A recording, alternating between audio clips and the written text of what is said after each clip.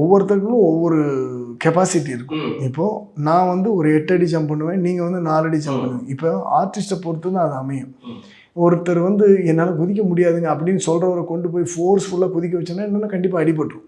So better இப்போ ஸ்டன்மேனை கூப்பிட்டா கூட ஜூனியர் ஆர்டிஸ்ட் வந்தால் கூட ஜூனியர் ஆர்டிஸ்ட் நீங்களாம் இந்த பக்கம் இப்படி ஜம்ப் பண்ணி விழணுமா அப்படின்னு சொன்னால் அவங்களுக்கான சேஃப்டியை நம்ம முதல்ல பண்ணிட்டோம். கீழே போடுற மேட்ரஸ்லேருந்து நம்ம என்ன பண்ணோன்னா இப்போ ஒரு ஃப்ளோர்லேருந்து ஜம்ப் பண்ணணும். இந்த ஃப்ளோரில் தரை இப்படி இருக்குது, இந்த இடத்துல கீழே விழுந்து அடிபடும். அப்போ ஜம்ப் பண்ணுறவன் என்ன பண்ணுவோம், முதல்ல குதிக்கும் போதே மெதுவாக குதிப்பான். நல்லா குதிக்க வைக்கணும்னு என்ன பண்ணும், இதை ஃபுல்லாக ஒரு மேட்டு போட்டு கவர் பண்ணி இதுக்கேற்ற மாதிரி ஃப்ளோர் ஷீட்டு ரெடி பண்ணி மேலே ஒட்டிட்டோன்னா ரொம்ப கிளாரிட்டியாக இருக்கும், பார்க்குறதுக்கும் ஒரிஜினல் மாதிரி மாறு. இப்போ மேலேருந்து ஜம்ப் பண்ணுறவங்க நல்லா ஜம்ப் பண்ணுவோம். இப்போ நம்ம கூட கேட்கலாம், இவ்வளோ தான் உங்களால் ஜம்ப் பண்ணணும், இன்னும் நல்லா ஜம்ப் பண்ணி விடுங்க, அடிபடாது. ஸோ இதுதான் நம்மளுடைய வேலையாக இருக்கணும். ஸோ ஒரு சுவரில் அடிக்கிறாங்கன்னா சுவரை நம்ம எப்படி அதை சேஃப்டி பண்ண முடியும் அப்படின்னு இப்படித்தான் நம்ம ஒவ்வொருத்தரையும் பண்ணி பார்த்து இது வந்து வெறும் ஹீரோக்கு மட்டும் இல்லை, எல்லாருக்குமே. உயிருங்கிறது எல்லாரும் அப்படி தான். இப்போது ஆமாம், அஜித் சார் அதான் சொல்லுவார், மாஸ்டர் என்ன இது டூப் பண்ணுறான்னா நான் பண்ண மாட்டேன்னா என்ன, அவனும் மனுஷன் தான் நானும் மனுஷன் தான் மாஸ்டர், அவனுக்கு அடிபட்டா வலிக்கும் எனக்கு அடிபட்டா வலிக்கும், இப்படி தான் சொல்லுவார்.